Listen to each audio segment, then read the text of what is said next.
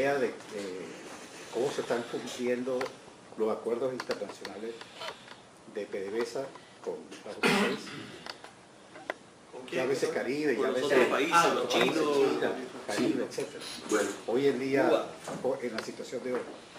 mira, saca una cuenta, vamos a ponerle números redondos, que no es exacta y precisa, ¿no? Yo tengo la percepción de que produce menos, pero vamos a poner que Venezuela produce 2.500.000 barriles por día. Ese es un buen número para que lo puedas tener. El consumo interno son 700.000 barriles diarios. De los 2.500.000 hay aproximadamente 900.000 barriles que son empresas mixtas. Quiere decir que el 40% de esos 900 no es de PDVSA, son de las empresas privadas, Chevron, Repsol, etcétera, etcétera, etcétera.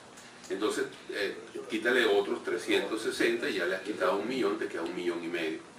De ese 1,5 millones de barriles, llegamos hace poco a 780, 800.000 barriles enviados a los Estados Unidos. No solamente a Citgo, siguen habiendo clientes que tiene Venezuela en los Estados Unidos. Este mes subió un poco, y subió porque se recortó el envío a Petrocaribe, se recortó el envío a Cuba, y eso trae como consecuencia que se pudo meter un poco más al mercado norteamericano. Los chinos se están llevando, y esto es una cuenta que se saca por los barcos que vienen a cargar de China, los barcos que llegan a Jose, que es donde pueden cargar. Son supertanqueros que cargan 1,5 millones, 1.800.000 barriles cada viaje. Pero los chinos también cargan en Bonaire, y entonces uno sacando la cuenta, más o menos, se le están entregando alrededor de 400.000 barriles diarios a China. Lo que establecen como meta es que sea 500.000 barriles por día, ¿no? Pero no se está cumpliendo la meta. Los chinos además sacan otros 80.000 barriles de lo que antes era Orimulsión, porque no sé si saben que la Orimulsión, la patente y todo eso se le regaló a China, ¿no? O sea, entonces ellos sacan de los módulos de Orimulsión, sacan más o menos unos 80.000 barriles, los chinos, aparte de los otros 400 que deberían ser 500. A Cuba se le estaban enviando 105.000 barriles. Esa cuenta la sacamos también por 2 barcos que se convierten en una suerte de serrucho, así le decimos nosotros en la industria, ¿no? Que uno se llama el Brión y el otro se llama el Sandino, que van a Puerto La Cruz, a Guaraguao, que es el punto de carga allí, y van a Cienfuegos. 105.000. El último mes se enviaron 75 más o menos, hubo una reducción. Y aprovecho para decirte que Cuba produce más o menos unos 45.000 barriles de crudo, un crudo muy malo, pésimamente malo, pesado y muy ácido, tiene 5% de azufre. Ese es el que le estaban metiendo de manera directa, se lo metían en las plantas de generación termoeléctrica, y por eso que se corroía y cada rato habían apagones, porque sencillamente tenían que cambiar eso, ¿no? Producen 45.000.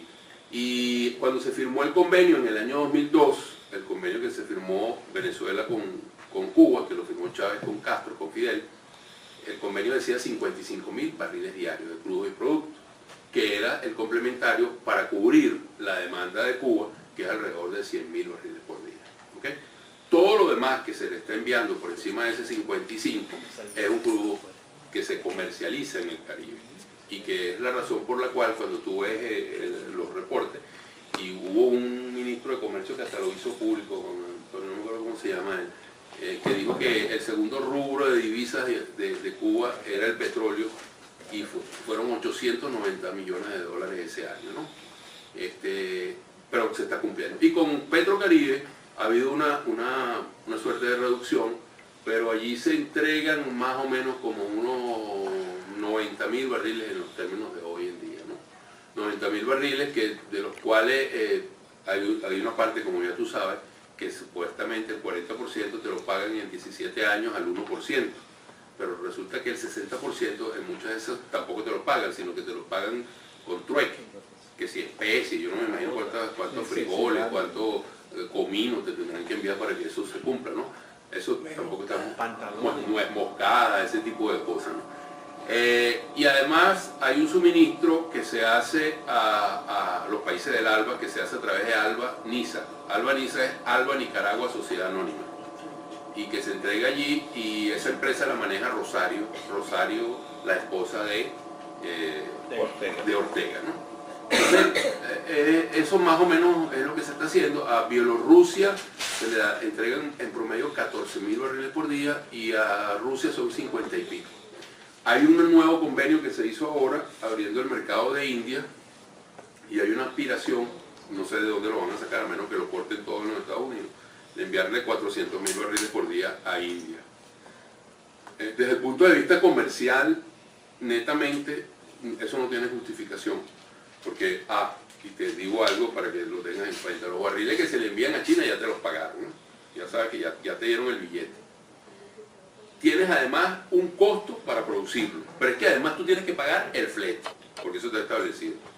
Entonces, esa es una situación complicada. Y para lograr entrar en India, ha tenido necesariamente que hacer una concesión, tienen que haberla hecho, de que el flete lo pague Venezuela, porque en términos de mercado pueden haber ventanas puntuales que se pueden abrir en un momento muy corto y hay una oportunidad de colocarlo, pero en términos continuos, comercialmente eso no tiene ningún sentido. Ahora, permíteme, porque para completar esto, se está mandando a Estados Unidos actualmente 700.000 barriles. 800.000 barriles. Ahorita creció un poquito este mes de enero. Vista la producción de Estados Unidos, ¿podría Estados Unidos resolver no comprar ese petróleo? Están incrementando su producción. Sí, pero hay dos cosas importantes, ¿no? Estos barriles van a la costa del Golfo y la producción de los Estados Unidos no está llegando a la costa del Golfo.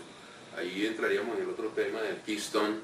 Y yo creo que los Estados Unidos se van a ver en la obligación de exportar crudo, porque si no van a deprimir tremendamente el precio del WTI.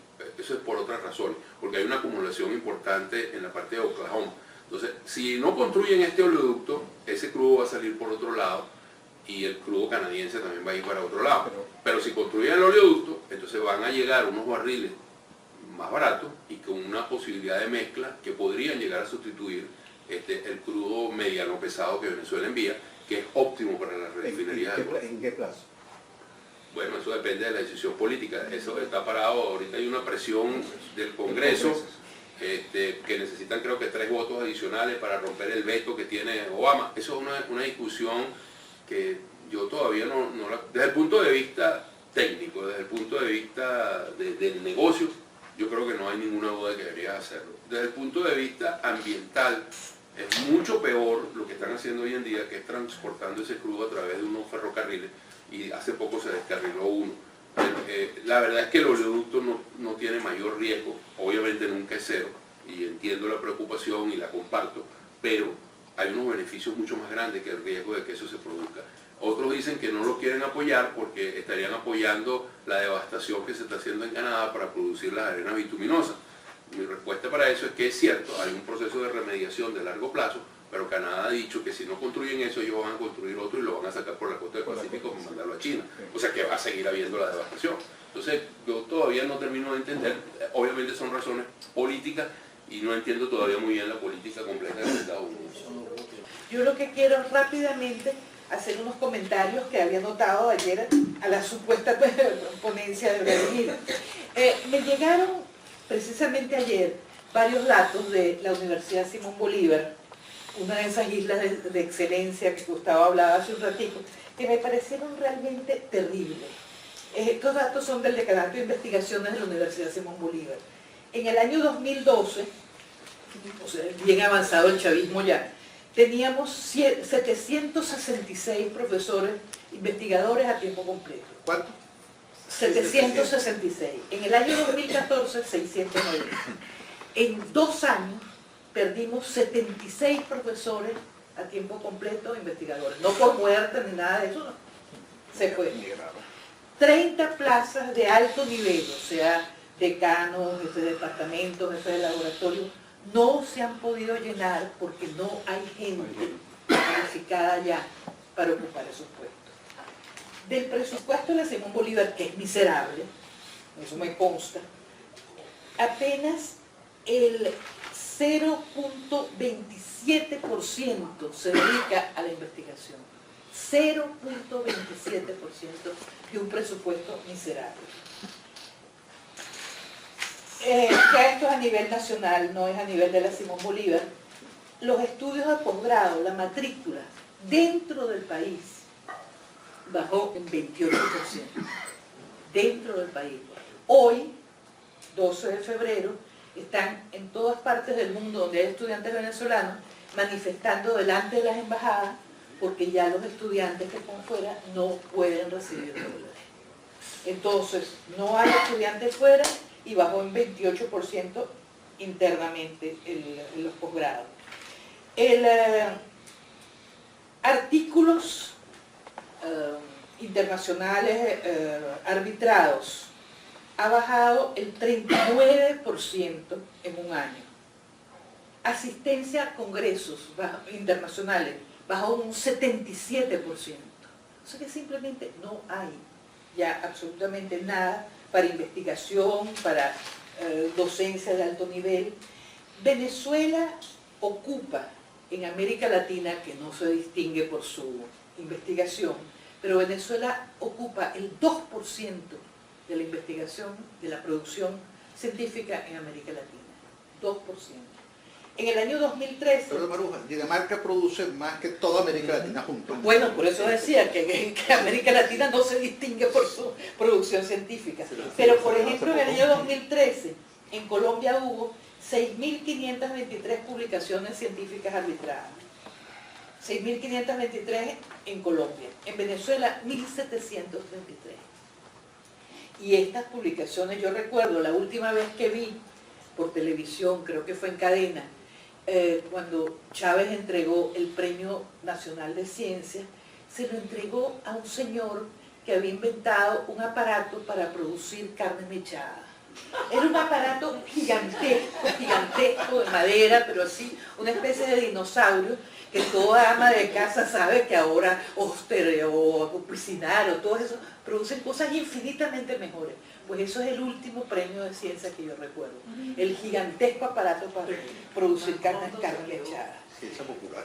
Sí, y ya que Gustavo habla de ciencia popular, la nueva ley del IBIC, que simplemente va a acabar con el IBIC, la crítica, o por lo cual existe ahora esa nueva ley, es que la ciencia que se producía en el IBIC no era popular, que había que democratizar la ciencia. Entonces, bueno, esos son datos de ayer, del Decanato de Investigaciones de la Universidad Simón Bolívar, de lo que queda. Ahora yo muy rápidamente quiero simplemente tocar 3 temas, ya algunos de ellos han sido esbozados o ampliamente descritos por los conferencistas anteriores. En primer lugar, lo que yo más conozco, digamos, es las universidades. ¿Pueden recuperarse las universidades venezolanas? Yo creo que con dificultad indudablemente, pero sí se puede. Sí se puede, a pesar de que se han ido muchísimos estudiantes, muchísimos profesores. Existe todavía, aunque sea un esqueleto de estructura, recuperable. A mí lo que me preocupa mucho más es algo que Gustavo ya esbozó, son los egresados de las numerosas universidades que ha creado Chávez. Gustavo habló de 400.000. ¿Qué se va a hacer con esos 400.000 profesionales?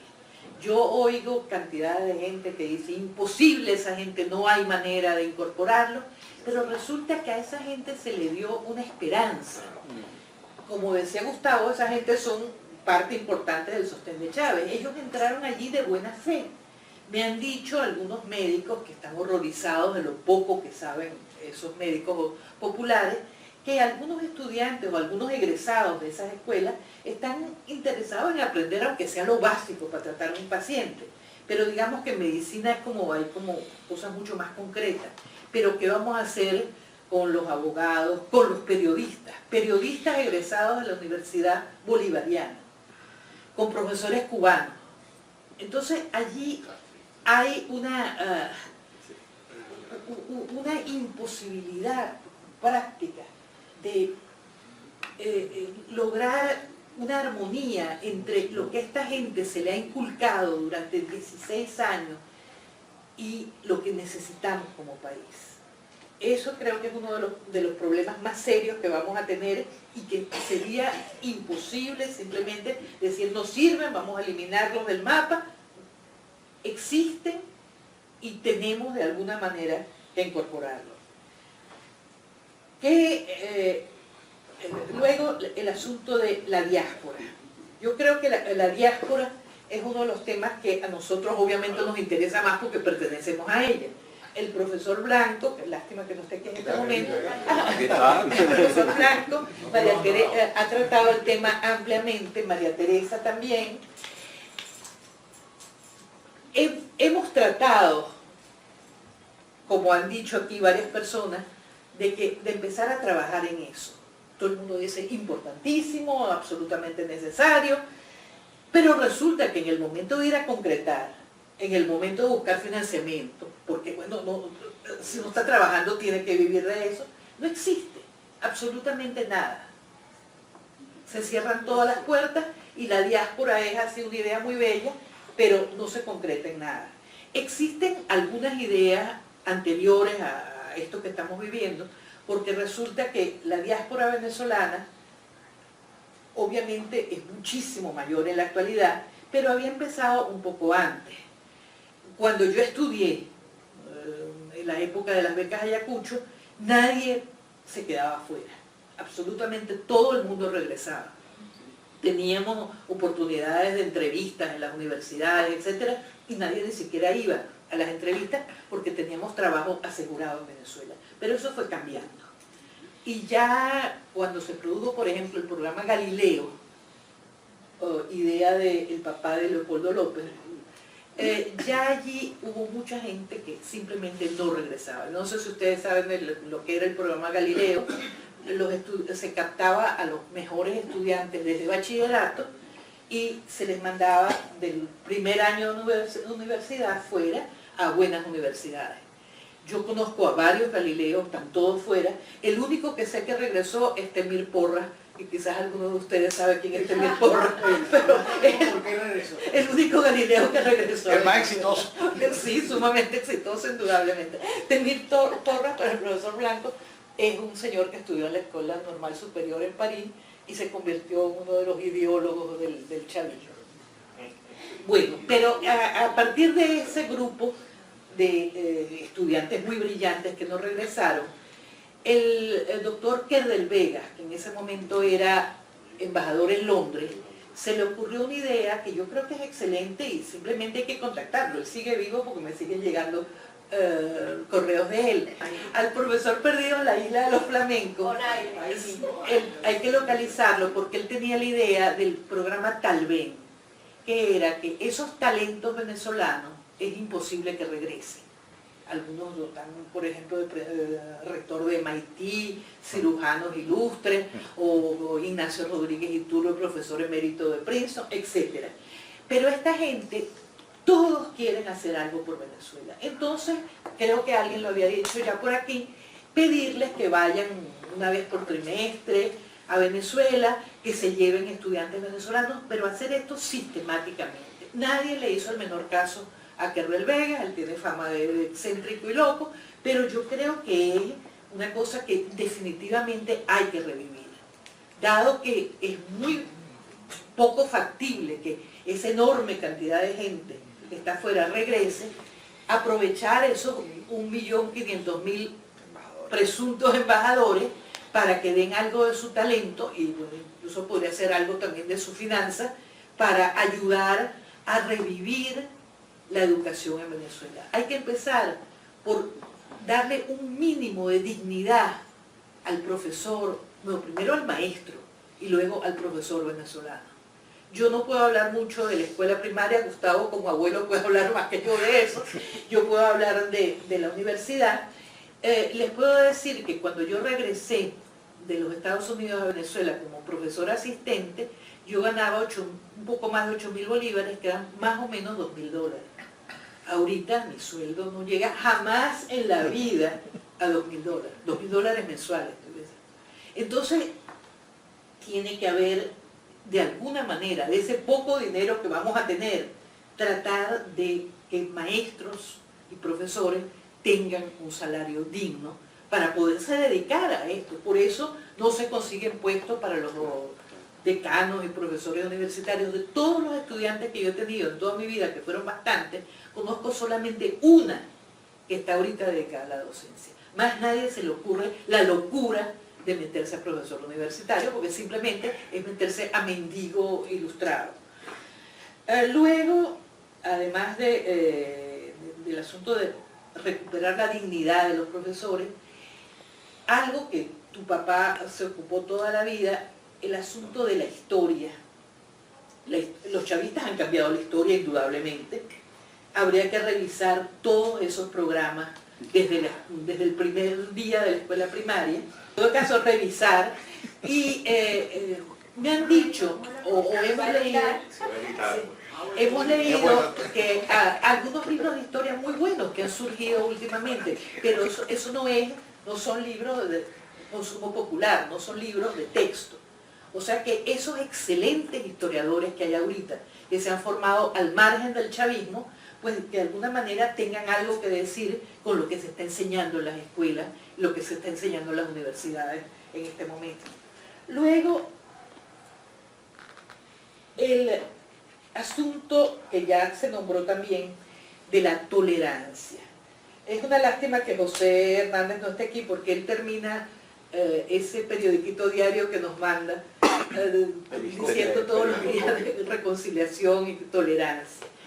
A mí me preocupa muchísimo cómo lograr tolerancia en Venezuela, no solamente en este momento, sino en esa transición o gobierno futuro que vendrá quién sabe cuándo. Les quiero contar algo que me pasó ayer. Estaba leyendo una carta que me mandaron de apoyo a los periodistas Universal contra la censura.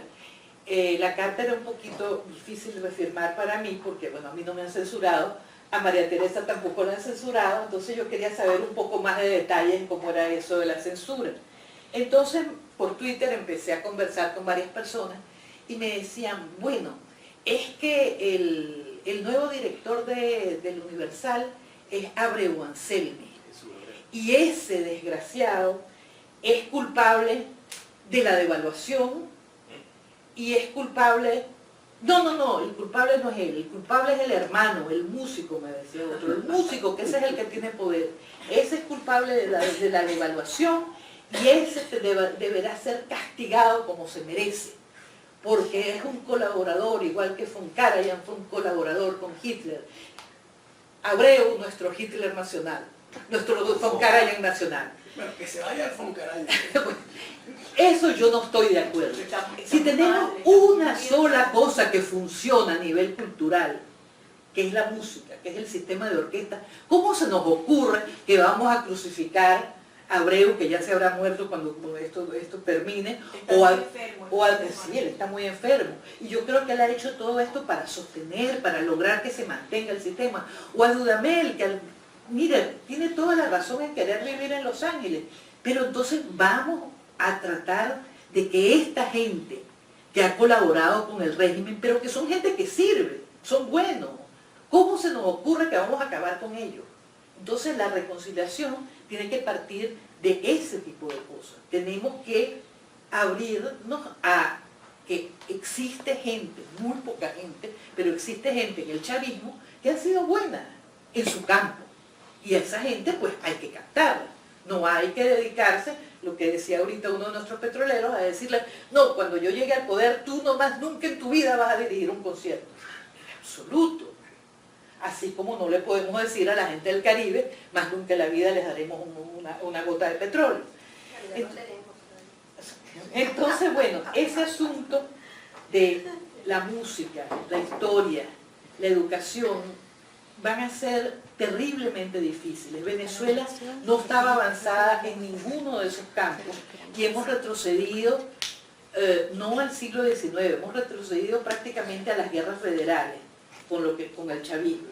Entonces, recuperar esto no solamente va a significar tolerancia, una enorme inversión por parte de esos talentos que se han fugado, y también muchísima paciencia, yo diría, paciencia con esa Venezuela que existe ahora, que es una Venezuela de odio, que es una Venezuela de ignorancia, aún entre esos jóvenes líderes políticos que yo les nombraba, les contaba hace un momentico, que tienen una gran ignorancia sobre lo que es Venezuela de verdad. Yo no creo mucho que nosotros desde el exterior podamos dictar cátedra. Eso cae muy mal, sobre todo dictar cátedra, eso lo dije también en la reunión con los cubanos, dictar cátedra procedente de Miami, eso estamos definitivamente mal vistos. Yo creo que debemos tener una labor paciente y muy bajo perfil, pero de organización, de tratar de unir todos esos esfuerzos que existen. Me entero que existe el esfuerzo de ustedes, como existe el esfuerzo de los muchachos de Proyecto País.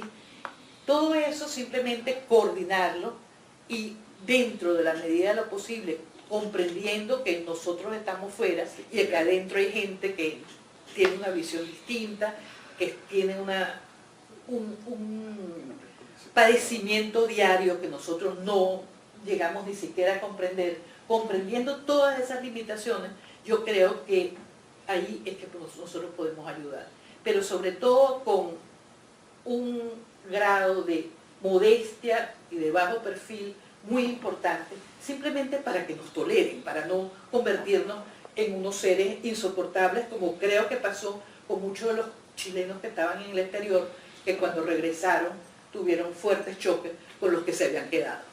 Yo quiero terminar aquí porque no quiero fastidiar más a la gente, entonces me imagino que debe haber muchos comentarios, porque esto es un tema que nos toca a todos.